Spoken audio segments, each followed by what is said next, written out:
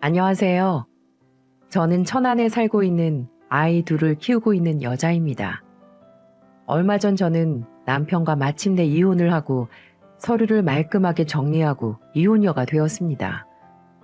그래서 평소 즐겨 듣는 채널에 제 사연도 보내고 싶은 마음이 들었어요. 언젠가 기회가 되면 꼭 써봐야지 이렇게 생각만 하다가 얼마 전 생긴 시간적 여유에 드디어 쓰게 되었네요. 제가 이렇게 사연을 적게 된 이유는 지금도 이런저런 일들에 고통받고 있을 누군가에게 조금이나마 응원과 용기를 얻으시길 바라는 마음 때문이에요. 속이 문드러지던 시절의 이야기를 다시 꺼내려니까 제 속이 씁쓸하지만 두 번 다시 겪을 일 없는 일이라고 여기면서 제 사연을 들려드릴까 합니다. 결혼과 이혼을 순회하며 길고 긴 여정이긴 했지만 제가 한 선택에 오늘에도 저는 후회가 없답니다. 저는 어릴 적 고등학교를 졸업하고 넉넉지 않았던 환경 때문에 대학 진학은 일찍이 포기하고 생산직에 들어가게 되었습니다. 다행히 좋은 성적으로 대기업 생산직에 들어가게 되었고 사회에 첫 발을 들일 때부터 어린 나이에 몸은 고되어도 넉넉한 연봉으로 시작할 수 있는 것에 감사하게 지냈어요. 그리고 바로 거기서 남편을 만나 결혼까지 하게 되었죠. 남편은 저보다 4살 연상이었고 군대 졸업 후 곧장 회사에 입사한 사람이었습니다. 남편도 역시나 부유한 환경은 아니었어요. 부족함 없이 자라긴 했지만 어릴 적 그의 아버지가 병으로 일찍이 소천하셨거든요. 그런 환경에 홀어머니를 모셔야 한다는 입장이 아마도 대학을 빠르게 포기하게 만들었나 봅니다. 생각도 그때는 참 깊은 사람이었고 정말 성실한 사람이었어요. 그런 모습 때문에 저희는 1년 연애 끝에 결혼을 전제로 서로 부모님께 인사를 드렸어요. 그리고 그의 어머니를 처음 보게 되었습니다. 첫 만남에 제가 생각했던 이미지와는 전혀 다른 소녀 감성이 가득하신 분이셨어요. 억척스럽게 키웠을 거라는 생각과는 정반대였거든요. 아버지 없이 자란 아들이 안쓰러워 모자란 것 없이 키우고 싶은 마음에 어머니는 밤낮을 가리지 않고 열심히 일을 했다고 하시며 첫 만남부터 눈시울을 붉히시는데 저도 모르게 엄마 생각이 나서 눈물이 나던 거 있죠. 그만큼 어머니는 첫인상도 좋으시고 따뜻한 분이셨습니다. 그러던 중 저희는 본격적으로 결혼을 앞두고 양가 상견례를 끝내게 되었고 제가 미처 생각하지 못했던 신혼집, 예물, 예단에 대한 이야기를 마침 어머님이 조심스럽게 먼저 말씀하시는 겁니다. 예, 신혼집 말이다. 내가 우리 아들 어려서부터 들어놓은 청약된 걸로 전세 놓은 게 있는데 마침 너희들 결혼할 때 계약 기간도 다 됐고 해서 세입자들 내보내고 너희들이 그곳에 신혼집으로 하면 될 것 같은데 네 생각은 어떠니? 지은 지 2년밖에 안 돼서 새 아파트나 마찬가지야. 네? 어머님, 정말 감사합니다. 저는 너무나도 감사하고 고마웠어요. 둘 다 맞벌이는 하고 있었지만 아파트를 살 수 있는 만큼 여유가 둘 다 되진 않았거든요. 그래서 전 이때까지만 해도 어머님을 제 어머니라 생각하고 열심히 모시기로 마음 먹었습니다. 저희는 그렇게 결혼을 하고 시어머니께서 마련해 두신 아파트에 입주를 해서 신혼집을 차리게 되었어요. 처음에는 참 행복했습니다. 같이 알콩달콩 때가 쏟아지듯 지내는 게 너무 좋았고 하나에서 둘이 된다는 이 현실이 저를 그렇게 든든하게 해주더군요. 동사무소에서 등본을 떼면 내 위에 남편이 자리 잡고 있는 것도 참 신기하기도 했고요. 그런 것들로 저는 소소하게 행복을 채워 나갔던 것 같아요. 어느 날은 제가 야간 근무를 마치고 집에 돌아오니까 남편이 먼저 자고 있더라고요. 저는 씻고 배가 고파서 주방으로 가 밥을 차려 먹으려고 하는데 가스레인지 위에 작은 냄비가 보여서 저도 모르게 뚜껑을 열었어요. 평소 저희가 잘 먹는 김치찌개가 맛깔스럽게 끓여져 있는 겁니다. 남편은 음식에 대해서는 문외한이라 남편이 했을 리가 없을 것 같아 시어머니께 곧장 전화를 드렸어요. 아가, 무슨 일로 전화했니? 어머니, 혹시 저희 집에 다녀가셨어요? 가스레인지 위에 김치찌개랑 지금 냉장고 열어보니 반찬도 잔뜩 있어서요. 연락도 못하고 근처에 갔다가 넣어놓기만 하고 나왔다. 미안하네. 혹시 불시에 들어가서 기분 나쁘진 않았지? 그럴 리가요, 어머니. 정말 감사하게 잘 먹겠습니다. 안 그래도 저희 지금 야간이라 고단했는데 시간 줄였어요. 저희 종종 이렇게 해주세요. 이렇게 말하자 어머니는 오히려 쑥스러워하시고 좋아하시더라고요. 그날 이후 기분이 좋으셨는지 잘 먹는 반찬들 위주로 가져다 주시는 일도 잦았어요. 저는 항상 이런 어머니가 제 시어머니로 모실 수 있게 돼서 얼마나 좋았는지 몰라요. 요즘에 며느리 잡아먹는 시모들이 많다고 하는데 우리 어머님은 제겐 정말 천사 같은 분이셨으니까요. 그래서 저는 웬만하면 시간을 꼭 내서 꽃 피는 봄에는 시어머니 모시고 벚꽃 구경도 다니고 어버이날이 되면 잊지 않고 용돈과 선물 그리고 외식까지 시켜드리곤 했습니다. 어버이날에 어머니 모시고 평소 좋아하는 장어를 먹으러 갔던 날이었어요. 술은 워낙 약하셨는데 그런 날에 술을 한 잔 드시면 꼭 과거 이야기를 꺼내시더군요. 그래도 내 아들이 이렇게 예쁜 색시도 만나고 요즘 나이 들어가면서 살아온 세월이 얼마나 뿌듯한지 모른단다. 그러세요? 라고 대답하자 어머니는 지난 날을 회상하시며 말씀을 이어가셨어요. 우리 애 나름 애비 없는 애라고 기죽어 살까봐 내가 정말 고생 많이 하면서 키웠거든. 좋은 옷, 좋은 학원 다 보내줬는데 저 녀석이 글쎄 지 애미 생각한다고 결국 대학을 안 갔어. 라고 하시는 겁니다. 남편이 대학을 가지 않고 생산직에 안주한 것에 대해 종종 한탄하시는 모습이 솔직히 안타까웠어요. 직업에 어디 귀천이 있나요? 저희가 생산직에 근무하는 것에 대해 너무 고단하게만 생각하시는 것 같았습니다. 요즘 같은 자본주의 세상에 연봉 높으면 장땡이라고 생각하는 저는 어머니께 솔직하게 제 생각을 조심스럽게 전달드렸어요. 어머니, 그래도 저희 대기업이에요. 여기 들어오고 싶어도 못 들어온 친구들 정말 많아요.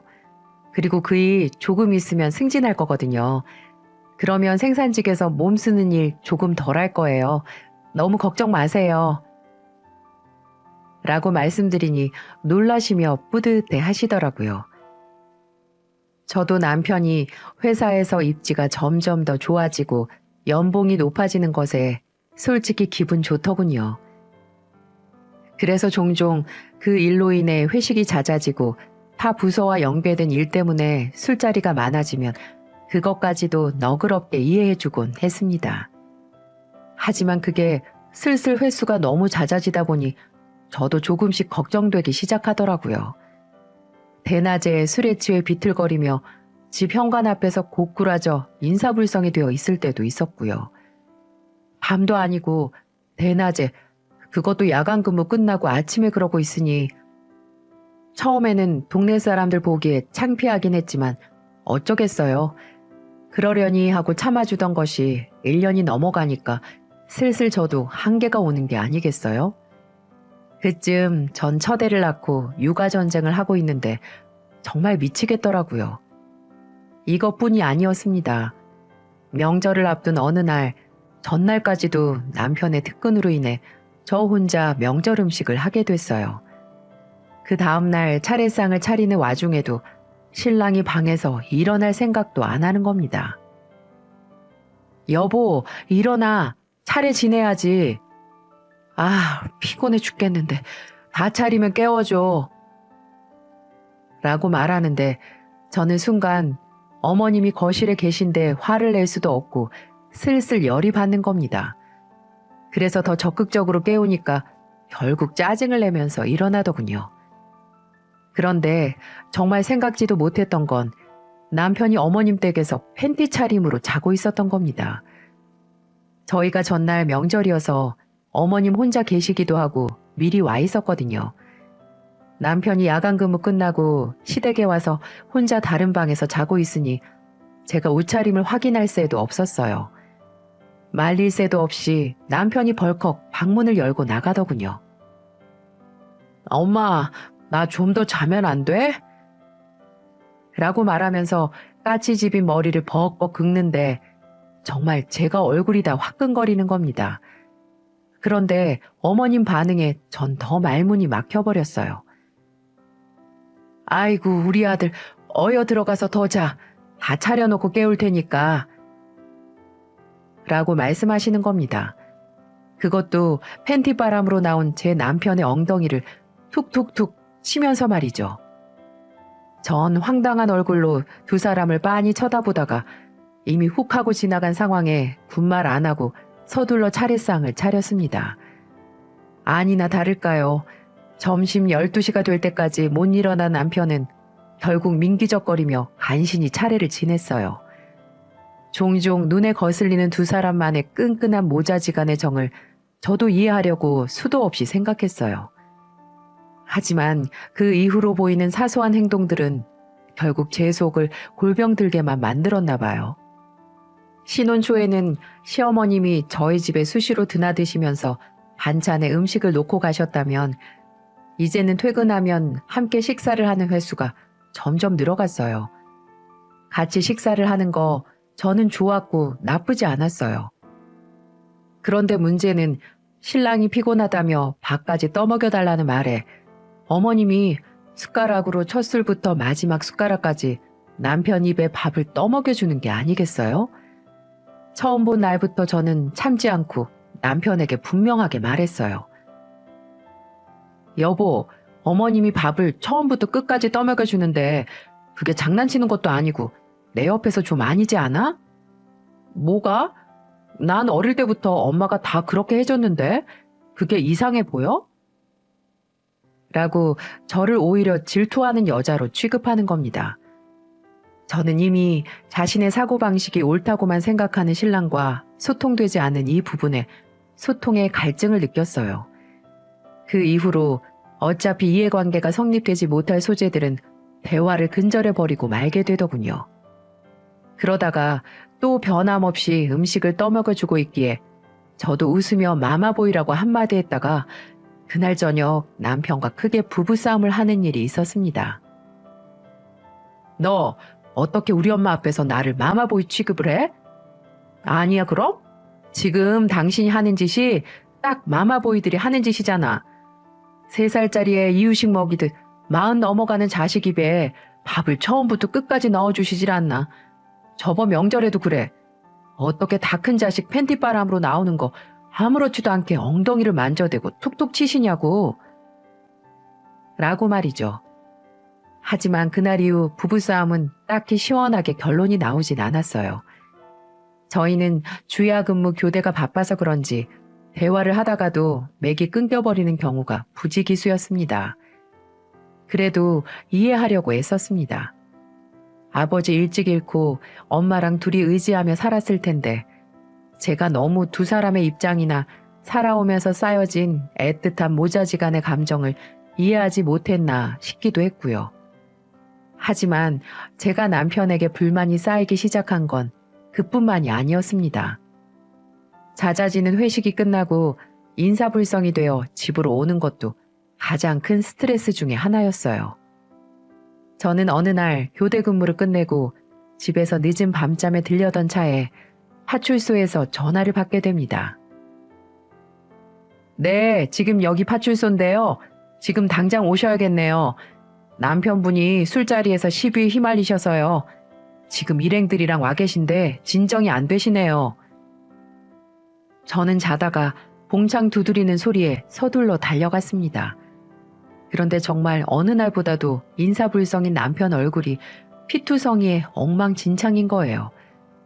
알고 보니 막걸리를 마시러 전통 술집에 갔다가 옆 테이블 남자들 일행과 시비가 붙어서 단체로 주먹 다짐이 오갔던 거더라고요. 그런데 문제는 술만 마시면 폭력적으로 변하는 남편이 상대방에게 먼저 주먹을 휘두른 게 원인이었어요. 그로 인해 집단 폭행으로 남편이 상해를 무척 크게 입게 된 일이 있었어요. 결국 남편은 전치 6주에 입원 치료까지 받게 되었습니다. 연락을 받고 급히 찾아오신 어머님은 사연을 들으시고는 남편에게 뭐라고 하실 줄 알았는데 일단 병상에 누워있는 자식이 불쌍하신지 애지중지 하시는 겁니다.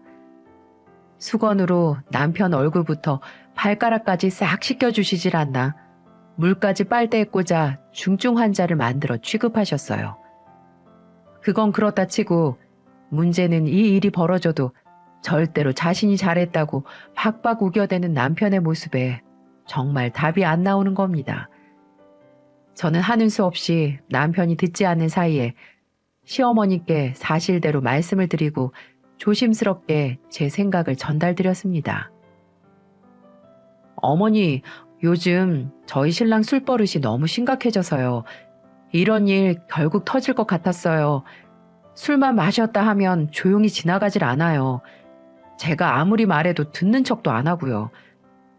아무래도 어머님 말은 좀 들을 것 같은데 말 좀 해주세요. 라고 말씀드리니까 어머님 반응이 제가 예상했던 게 아니었어요.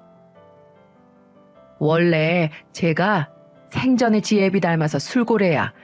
집안 내력이 그런 걸 어쩌겠니. 네가 이해해라. 남자가 사회생활 하다 보면 술 먹고 시비에도 휘말리고 이런저런 일 겪으면서 경각심 갖게 되는 거 아니겠니? 라고 하시는 겁니다. 그러면서 뒤돌아 병실로 들어가시려는 어머님을 향해 저도 참다 못해 폭발해 버렸습니다.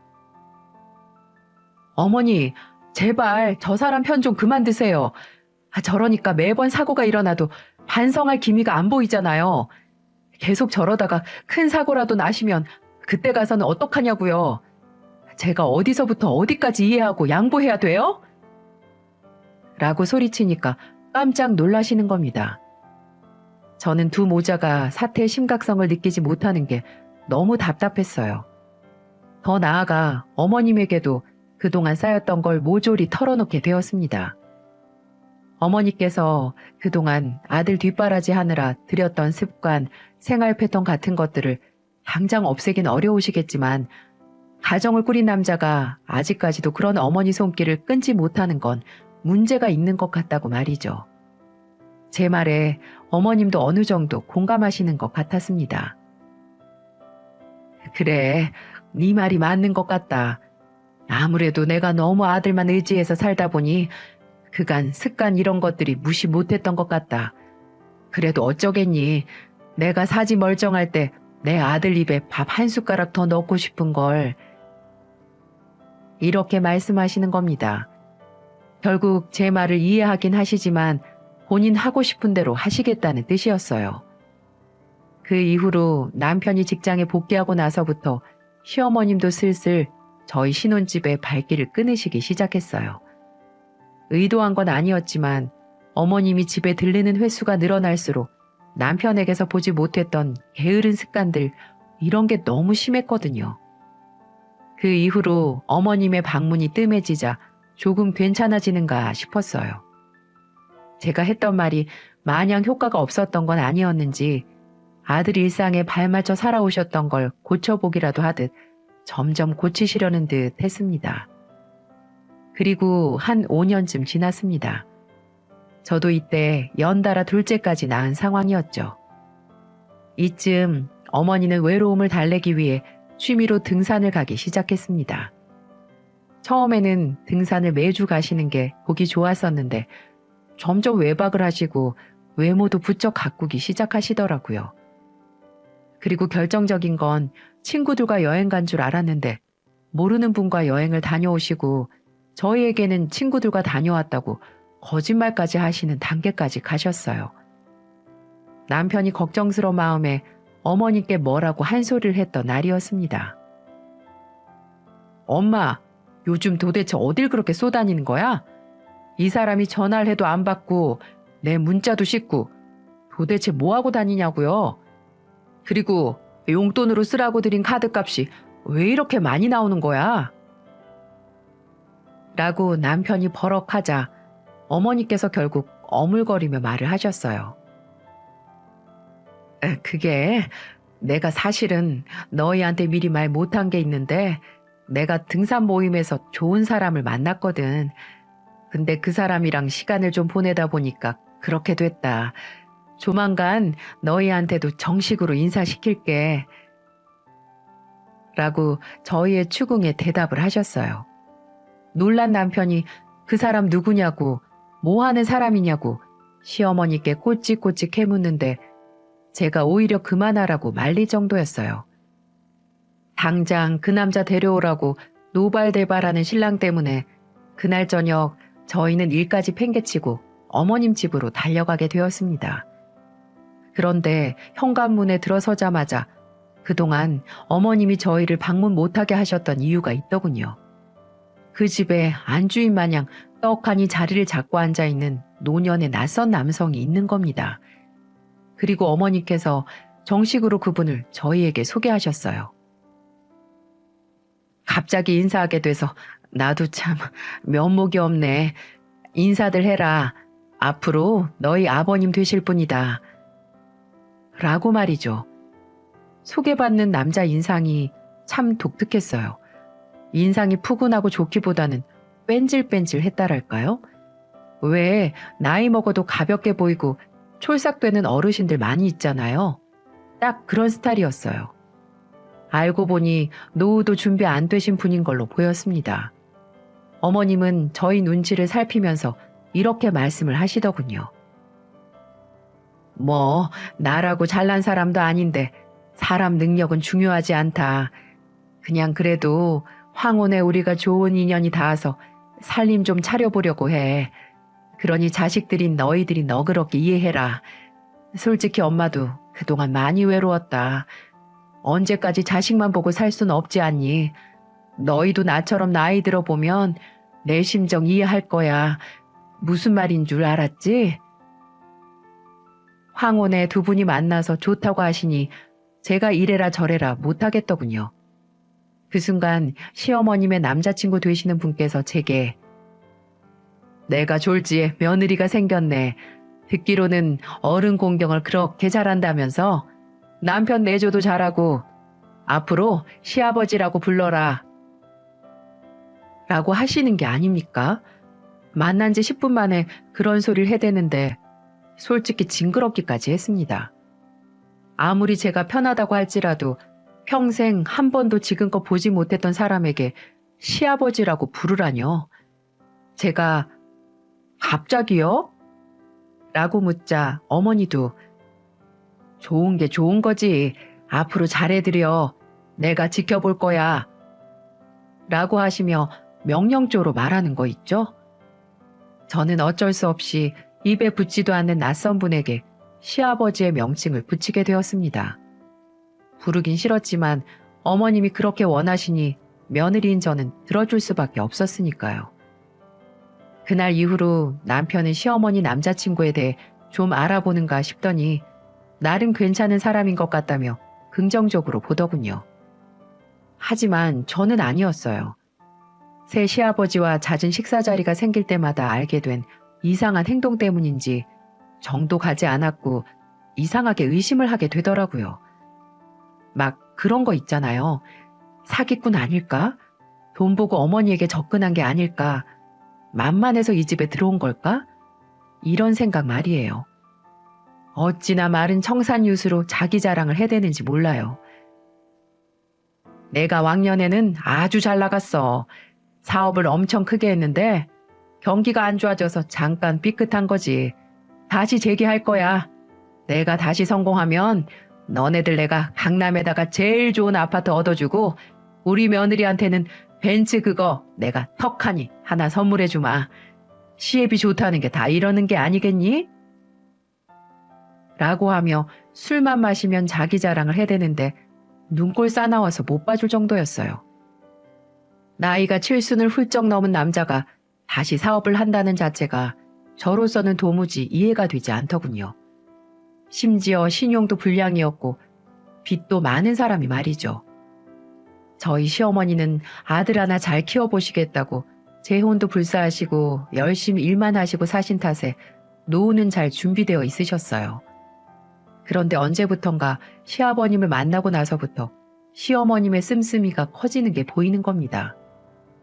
어느 날 또 방문하게 됐는데 어머님 집안에 있는 가전제품이 전부 새 것으로 싹 다 바뀌어 있는 거예요. 어머니, 이게 다 뭐예요? 언제 다 바꾸셨어요?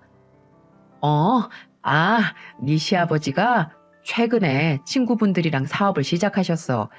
네트워크 마케팅 같은 거거든. 거기 안에서만 필요한 거 사고 승진하고 밑에 사람 회원가입시켜서 같이 포인트 쌓고 서로가 좋은 그런 사업인데 너도 한번 들어볼래? 라고 하시는데 저는 뒤로 넘어가는 줄 알았습니다. 제가 아무리 들어봐도 그냥 다단계 같은데 죽어도 다단계는 아니라고 하시더군요. 그것뿐만이 아니었습니다. 어느 날은 중고차를 사러 가시겠다며 같이 보러 가자고 하시는 겁니다. 중고차를 사신 것도 새 시아버지가 사업을 하실 때 차가 필요할 것 같다고 어머님을 새치혀로 꼬셔서 구매한 것처럼 보였어요. 저는 그래서 어느 날 나를 아예 잡고 어머님을 따로 불러 식사를 대접하며 말씀을 드렸습니다. 이러다가는 어머님 전 재산이 털릴 것 같다는 생각이 들었거든요. 며느리도 자식이나 마찬가지인데 그런 꼴을 볼 수 없었습니다.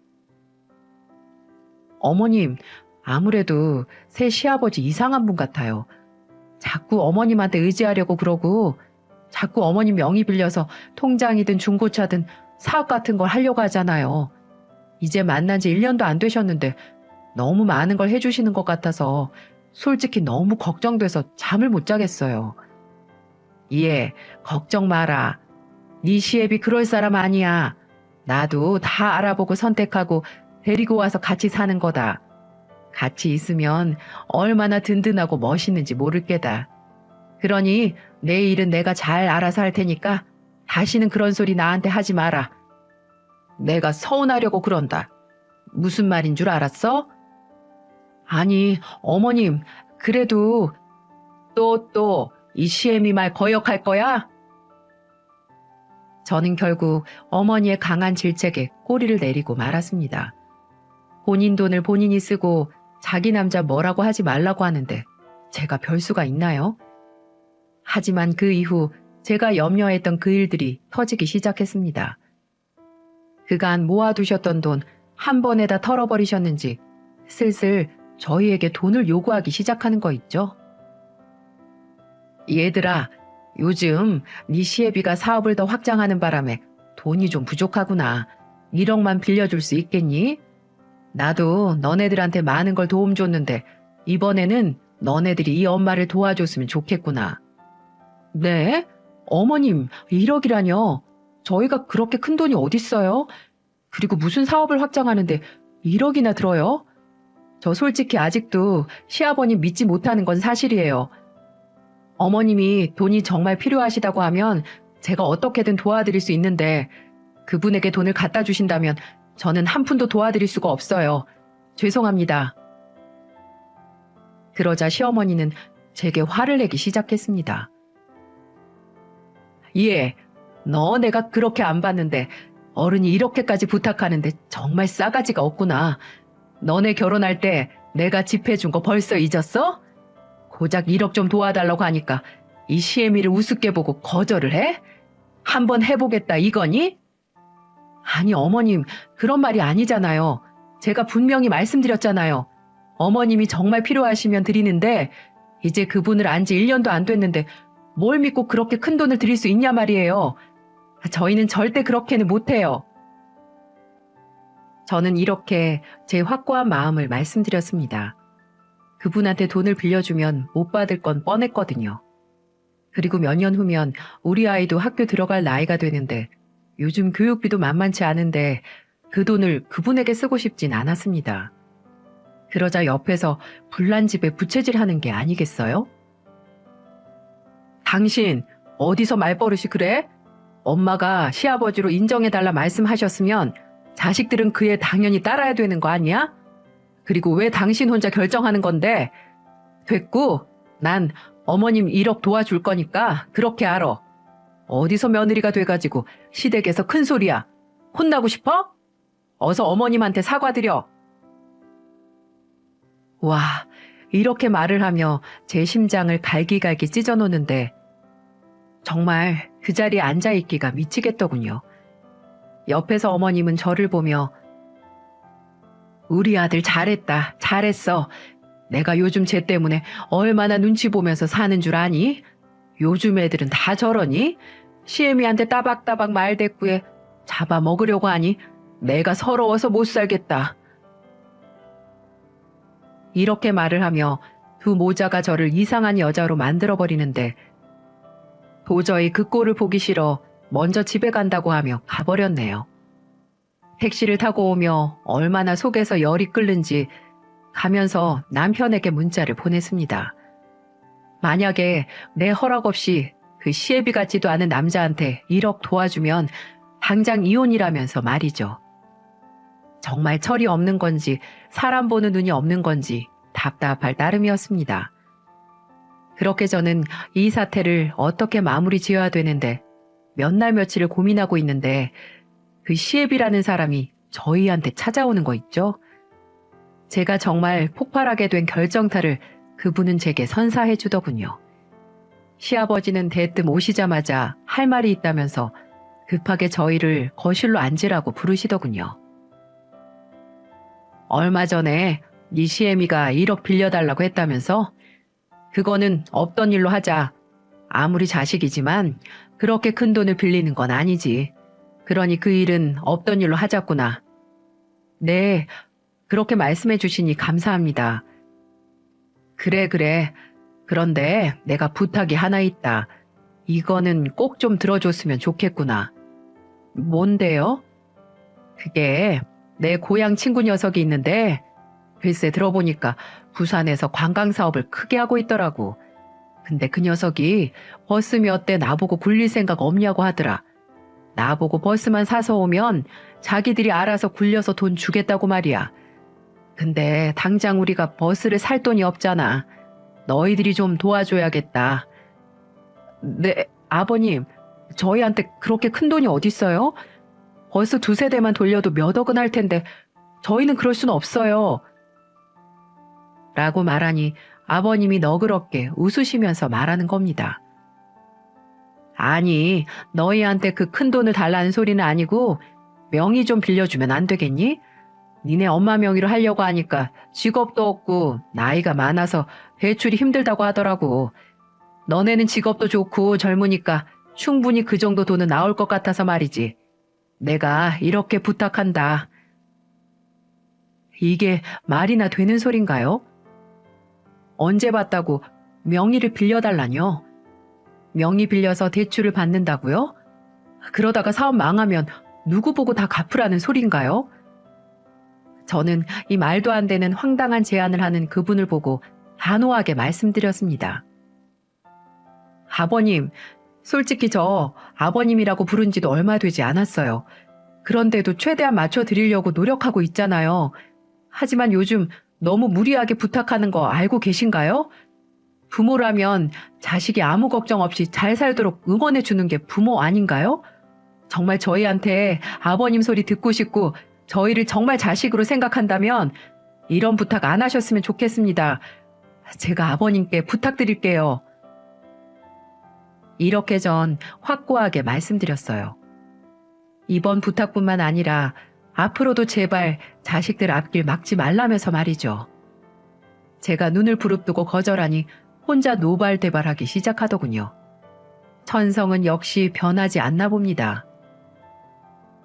야, 지금 나를 무시하는 것도 아니고 나 니네 부모야, 아버지라고. 그런데도 이렇게 매몰차게 거절을 해?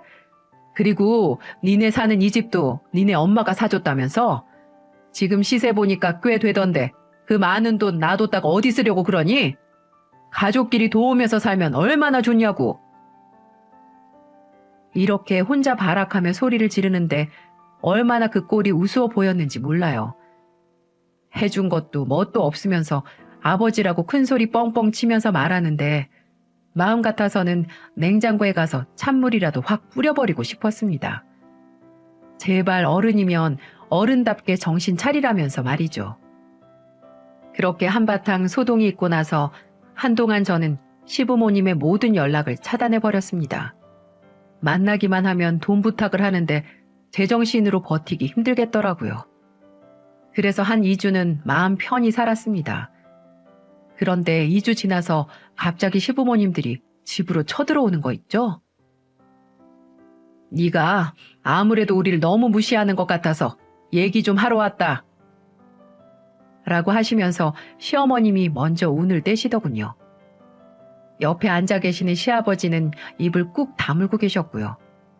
누가 봐도 시아버님이 시어머님께 이렇게 말하라고 시킨 게 티가 팍팍 나더라고요.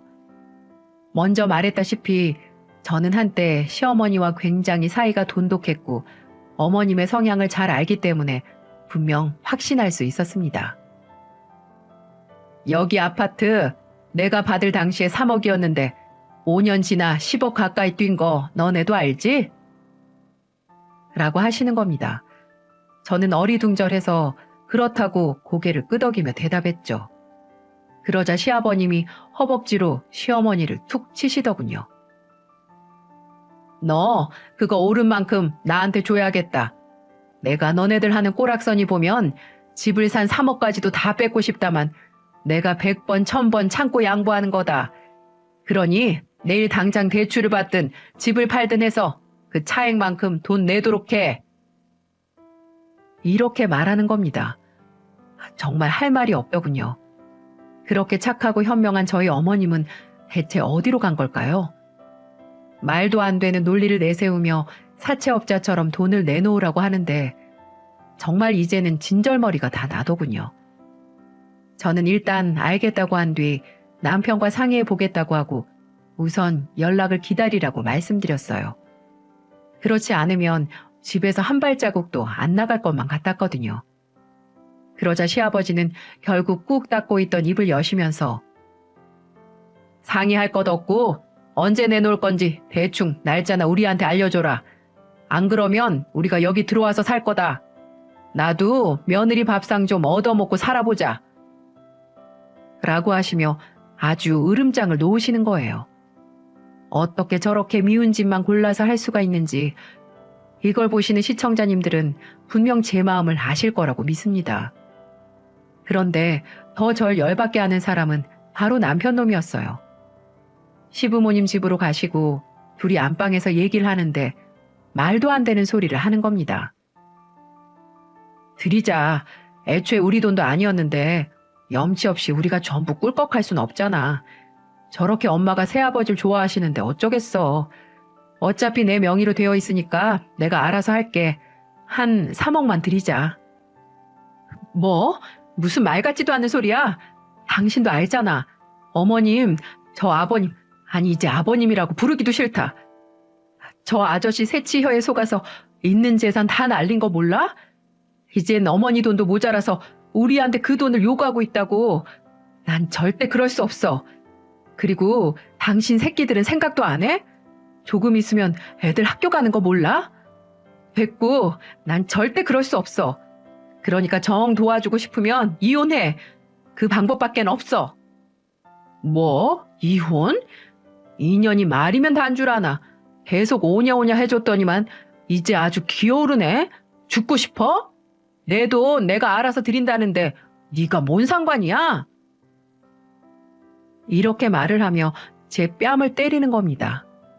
엄마 아빠 싸우는 큰 소리에 애들은 놀라서 부들부들 떠는 걸로 보였고 내가 왜 이 사람에게 맞았는지 도무지 이해가 가질 않더군요.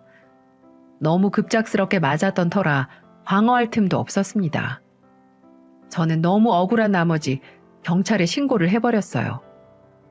그러자 15분 뒤에 경찰들이 와서 남편을 잡아가더군요. 처벌을 원하냐고 말하길래 제발 그래달라고 울면서 얘기했습니다. 그날 밤 아이들을 안고 얼마나 울었는지 몰라요. 도대체 왜 내가 요즘 시댁 식구들 때문에 상처받고 우울증 걸릴 정도로 가슴 아파해야 하는지 저는 그날 이후 바로 변호사를 선임해 이혼 소송을 진행해 버렸어요.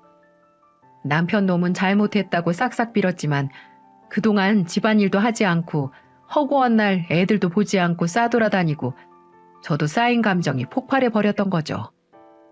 또 나중에 알게 된 건 남편 놈이 저 몰래 어머니에게 매달 100만 원씩을 보내주고 있었더라고요. 저희 친정에는 10,000원짜리 한 장도 아까워하는 사람이 그 큰 돈을 매달 보내줬다는 걸 알고 강한 배신감이 들었습니다. 그 이후 정말 피 터지는 싸움을 하게 되었네요. 결혼해서 애 낳고 살았던 부부가 이혼하려고 하니 정말 이것처럼 추접한 게 없더군요. 그러다 한참 소송이 진행 중인데 얼마 지나지 않아 저희 친정집으로 시어머님이 찾아오셨습니다. 저를 만나보겠다고 주구장창 기다리시는데 어쩔 수 없이 나가서 잠깐 만났어요. 그런데 보자마자 하신다는 말이 "얘, 넌 우리 아들이 불쌍하지도 않니? 어디 갑자기 이혼을 하겠다고 난리야 난리가. 우리 애가 뭘 그렇게 잘못했니? 너한테 돈을 안 벌어다 줘. 아님 남자돌이를 못했니? 딱 보니까 재산 분할 제대로 받고 틀려고 하는 것 같은데 좋은 말로 할 때 그만해라. 네가 지금 무릎 꿇고 용서를 빌면 내가 우리 아들한테 말해서 한 번은 용서해달라고 말을 하마."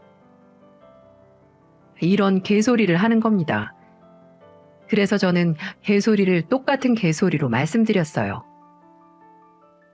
"어머님, 그렇게 소중하게 생각하시는 아들 제발 좀 가져가세요. 어서 빨리 가서 이혼 좀 해달라고 바지가랑이라도 잡고 말씀 좀 해달라고요. 그리고 무릎이요? 어디서 남의 귀한 자식한테 무릎을 꿇으라고 말씀을 하세요? 다시는 찾아오지 마세요. 어머님 그렇게 안 봤는데 변해도 너무 변하셨네요. 뭐 2년이?" 저는 이렇게 말하며 일방적으로 집으로 돌아가 버렸습니다. 그걸 계기로 저는 단단히 더 마음먹기로 다짐했어요. 이혼 소송은 생각보다 시간이 많이 걸렸습니다. 그래도 다행인 건 여태껏 증거랍시고 모아놓은 휴대폰 속 대화들, 그리고 남편이 술 마시고 자행해왔던 문제적인 행동들, 아이들을 가끔 폭행했던 모습들, 저는 그걸 적극 어필했고 결국 법원은 저의 손을 들어주었습니다. 재산 분할도 생각보다 많이 받을 수 있었고 양육비도 매달 60만 원씩 받기로 했고요. 그렇게 저의 지긋지긋한 결혼 생활은 끝이 나게 됐습니다. 남편이 끝까지 이혼하기 싫다고 울고불고 매달리는데 전 정말 진절머리가 날 정도로 정이 뚝 떨어지는 겁니다. 그간 쌓였던 게 많았던 것 같아요. 그리고 얼마 전에 충격적인 소식을 듣게 됐습니다. 글쎄, 전 남편 이놈이 결국 명의를 그분한테 빌려줬나 보더라고요. 그리고 사업을 시작했는데 시국이 시국인데 관광 사업이 잘 될 리가 있나요? 결국 쫄딱 망해서 한간 신용불량자 인생이 되었다고 하더군요. 그 노인네는 더 이상 뜯어먹을 게 없게 되자 도망갔다고 그러고요. 참 그 얘기를 듣는데 얼마나 한심했는지 몰라요. 그렇게 제가 그 사기꾼 같은 노인네 믿지 말라고 말을 했는데 결국 새치혀에 속아 명의를 빌려주다니 아주 거지도 그런 거지가 없는 걸로 보였습니다. 제가 양육비를 입금 안 했길래 입금하라고 독촉을 하니까 울면서 제게 말을 해주더라고요. 결국은 지금 회사도 그만두고 인생을 한탄하며 술만 먹으며 폐인처럼 지낸다고 했습니다. 그러게 애초부터 지 마누라 말 잘 들었으면 이런 일도 없었잖아요. 참 한때 같이 살았던 정으로 말하는데 이제부터라도 제발 정신 차리고 잘 살길 바랄 뿐이네요. 그리고 한때 시어머니, 좋은 시어머니였지만 모양만 그럴싸하며 뭐하나요? 속에서는 이미 옹고집으로 똘똘 뭉쳐있는데 겉과 속이 다른 게 살아보니까 느껴지더라고요. 백문이 불여일견이라고 100번 말해도 모르셨고 이제 몸으로 한번 호되게 경험하셨으니 앞으로 잃어버린 것들 다시 쌓아가시며 소중한 거 잘 지키며 사셨으면 좋겠다는 생각뿐입니다. 저 역시도 넘어지고 겪어보니 이제 깨달은 것들이 많았거든요. 지난날 이야기 꺼내면 속만 상할 줄 알았는데 돌이켜보니 이제 제가 한 선택이 절대적으로 잘한 것만 같아 속이 다 후련합니다. 그 당시 이혼을 선택하지 않았다면 오늘날까지도 밤잠 못 이루며 끙끙 앓고 지냈을 테니까요. 이걸 시청하는 시청자분들은 절대 사기꾼에게 속아 넘어가지 마시고 잘 사시기를 기원하겠습니다. 인생은 한순간의 선택이 좌지우지하더라니까요. 긴 사연 끝까지 들어주셔서 감사합니다. 행복한 하루, 즐거운 하루 보내세요.